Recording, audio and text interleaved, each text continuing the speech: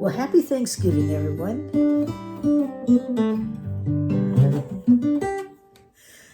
Today I thought we'd look at triads, just for the C, the major C triads. I find them really interesting because if you can see it in a pattern or see it in such a way that the guitar is broken down into like little zones, it makes it a lot easier to remember them. And they really come in handy. Like, say, for instance, you're playing a song like Silent Night.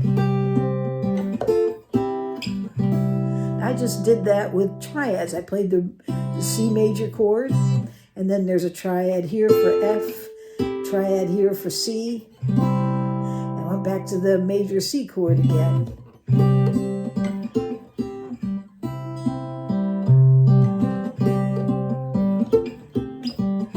So it brings the melody out. So learning these triads really come in handy.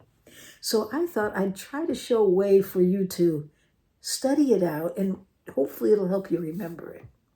Because when I look at triads just for the C right now, we're just looking for those three notes, the 1, the 3, and the 5, all over the fingerboard for C, okay?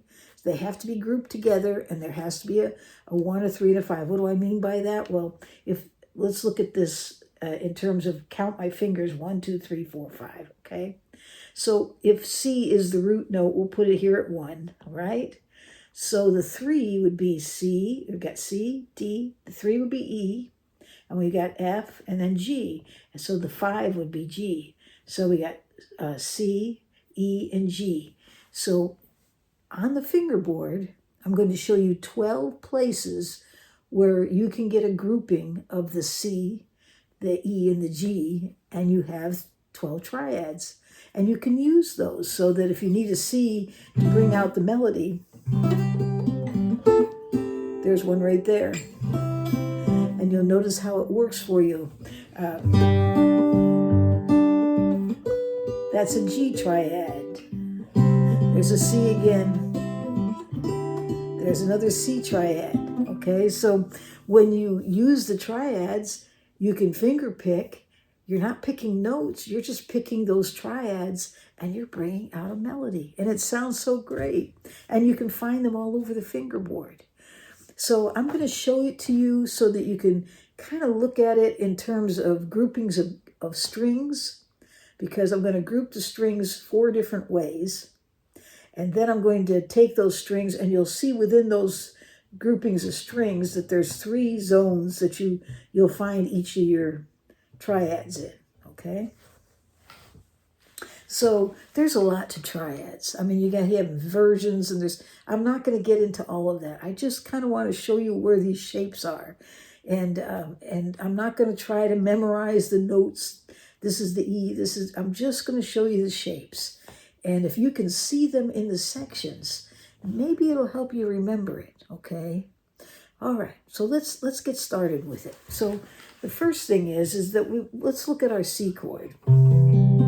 So here's our regular C chord that you're playing. Right now I'm finger picking 5, 4, 3, and 2.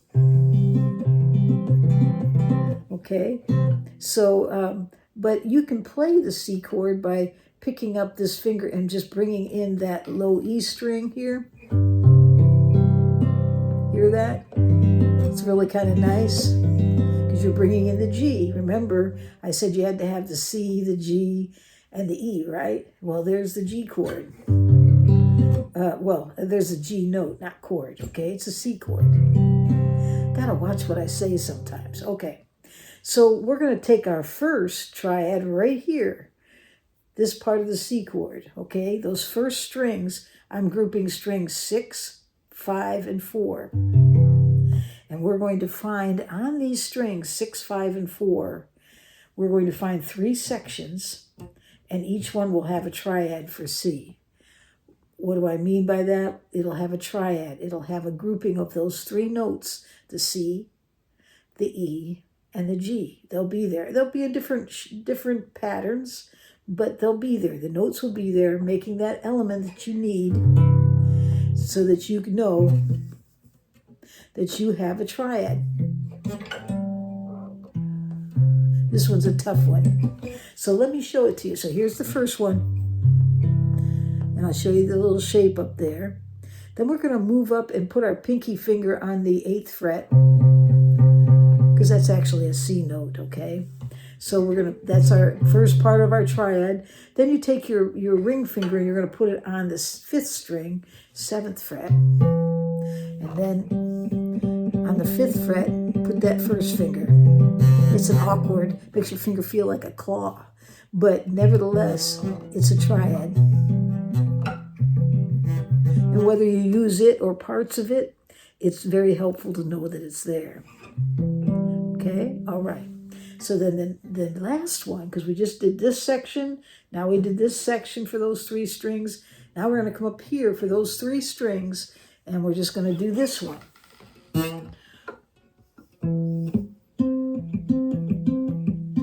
Okay, see that? What I have here is my ring finger. You could use your middle finger if you want. On the 12th fret, a 6th string, and then on the 10th fret, and on the 5th and the 4th string, I'm covering it with 1 finger. That's a C. It's a triad. A C triad. It has all the elements that's needed. It has a C note, a G note, and an E note. It's all there. So we have another place where we can make C when we're playing the guitar. Okay? So that's where we find on the strings 6, 5, and 4. Okay? Okay, let's do another grouping of strings. We have 12 of these to get through. We just did 3. So we're going to go to strings 5, 4, and 3, okay? These 3 right here. All right. So our first triad's going to be found, again, it's part of our C chord, right here on the 5th string, 3rd fret. That's where you place your fingers when you do the C chord. The 4th string, 2nd fret, and then you have an open string. So there's your 3 strings, strings 5, 4, 3, and your first triad on those strings 5, 4, 3. There it is right there.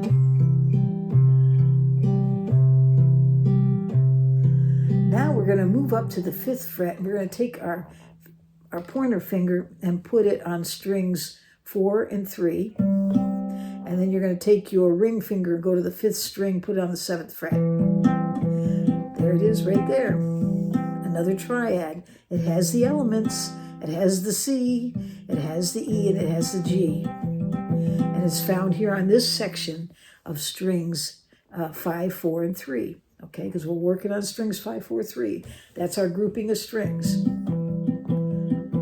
Okay, and then we have one last one. We did this section. Now we're going to come up to this section, and we're going to do one last one here at the 9th fret. And you're going to make like it kind of looks like an A minor shape, except your ring middle finger is going to be on the 5th string, 10th fret, and your ring finger is going to be on the 4th string, 10th fret, and then your pointer finger is going to be on the 3rd string, and it'll be on the 9th fret. It has all the elements, the C, the E, and the G. It's a triad for C. We're only looking at C now. Okay, so now we've done groupings of strings 5, 4, and 3. We did groupings, 6, 4, 5, and 4. We did groupings 5, 4, and 3. Guess what? Now we're going to do groupings 4, 3, and 2. So you come up here to our C shape, and you'll find it strings 4, 3, and 2. The first one falls here, right? It's like it's your A minor shape, A minor 7th shape, right? Okay. 4, 3, 2. Has all the elements, a C, an E, and a G. Just those notes, but that's your first triad. Then you're going to move up to the 5th fret. You're going to make like an A shape on strings 4, 3, and 2. There's your triad. It's all your elements. The C, the E, and the G are there. And it's in this section, okay, for strings 4, 3, 2. Now we're going to do the last zone here, come up here, and we're going to find our next one at the 8th fret for your first finger on the 2nd string. There it is. Middle finger's on the 3rd string, and it's on the 9th fret, and the ring finger is on the 10th fret, string 4, and it has all the elements, the C, the E, and the G. So you have one here, and one here. There they are. Okay, so now we have those triads. And those, I think, really come in handy.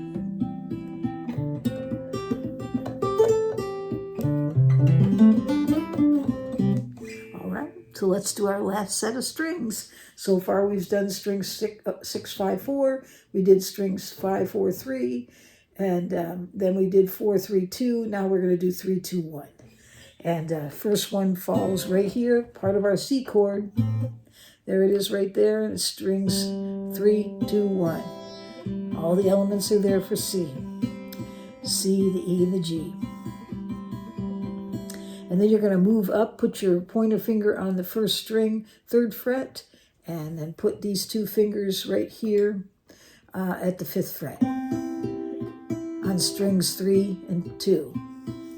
So on strings 3, 2, 1, you have another C. You have this one, you have this one. Okay, and the last one is in our last section down here at the 8th fret. You make like part of an F chord here. There it is. This has all the elements, the C, the E, and the G. So you have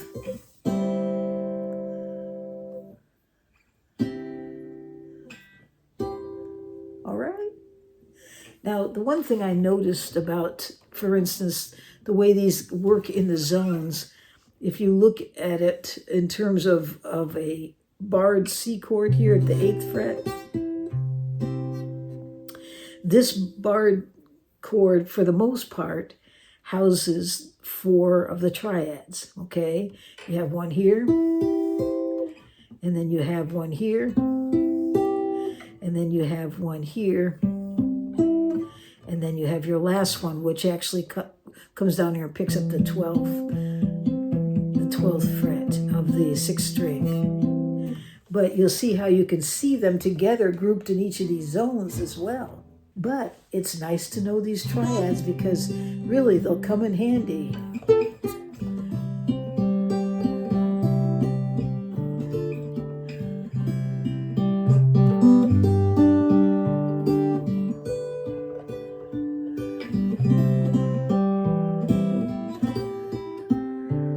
I mean, it's all there, and it's just using triads.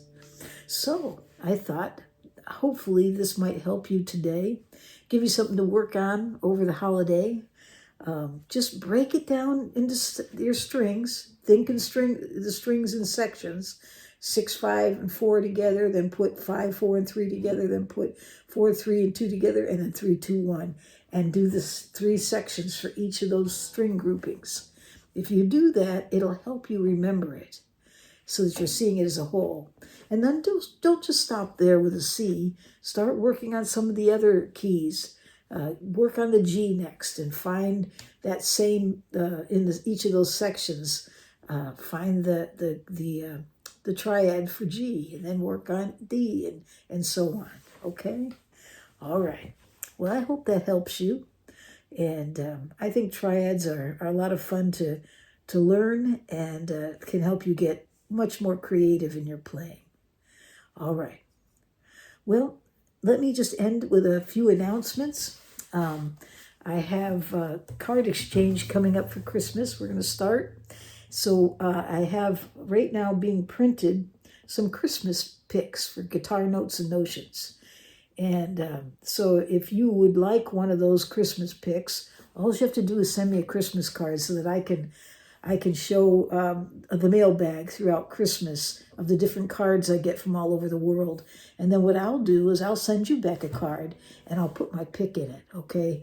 As long as they last. I don't know how long, you know, I'm having so many made up. I might run out. So if you want to get involved with this, it's better to start early. Okay, so we have the card exchange. And if you need my address, you'll always find it under the description. It's a post office box. Make sure that you write Cindy and Guitar Notes and Notions on there so that they know which mailbox to put it in. They know it's supposed to be 130, but they have to see the two linked together. So yeah, so that address is there. I'll also put it up here so you can see it. And then let's see what else. Oh, and then on the 22nd of December, we're going to do a live Christmas caroling. I'm going to have a giveaway. I've got a number of things that I want to put together in a gift guitar gift basket, I guess you'd say, and we're going to raffle that off. It'll have a lot of fun goodies for the guitarist in there. Unfortunately, I can only ship in the United States. I tried to do some shipping outside, and even to send a small item, it just gets super expensive. It's unbelievable. Sending cards is fine. That does tend to be okay. But when you start sending packages, I mean, they just gouge you. So unfortunately, the raffle's going to only be in the United States. Boy, I wish I could do more, but I have to draw the line someplace. So, all right, so there we go. I'm trying to think if there's anything else. I guess not. So I hope you have a great day or night, wherever you are in this world. And happy Thanksgiving, everyone.